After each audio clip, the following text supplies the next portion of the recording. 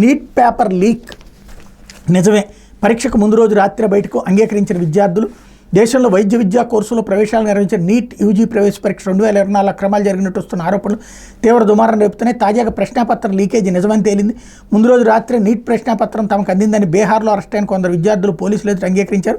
మరోవైపు లీక్ కీలక సూత్రధారైన నిందితుడు ఒక్క విద్యార్థి నుంచి 30 లక్షల నుంచి 32 లక్షలు వసూలు చేసినట్టు వెల్లడైంది. ఈ విషయాన్ని నిందితుడు అంగీకరించాడు.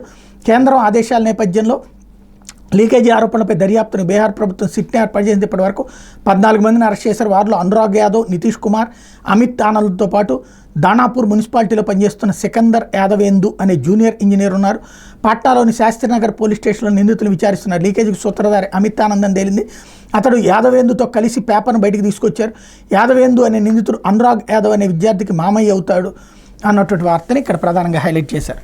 అయితే కేజ్రీవాల్కి సాధారణ బెయిల్ అంటూ మద్యం విధాన కుంభకోణంలో నగదు అక్రమ చలామణి అభియోగాలను ఎదుర్కొని ఢిల్లీ ముఖ్యమంత్రి అరవింద్ కేజ్రీవాల్కి పెద్ద ఊరట లభించింది. ఢిల్లీలోని ప్రత్యేక న్యాయస్థానం గురువారం ఆయనకు సాధారణ బెయిల్ మంజూరు చేసిన 1 లక్ష వ్యక్తిగత బాండ్ సమర్పించిన తర్వాత ఆయన విడుదల చేయవచ్చని న్యాయమూర్తి న్యాయబిందు ఆదేశించారు.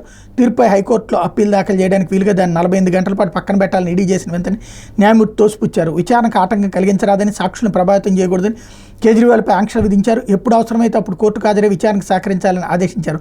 ఉదయం వాదోపవాదాల తర్వాత తీర్పును వాయిదా వేసిన న్యాయమూర్తి సాయంత్రం దీన్ని వెలువరించారన్నటువంటి వార్తని హైలైట్ చేశారు.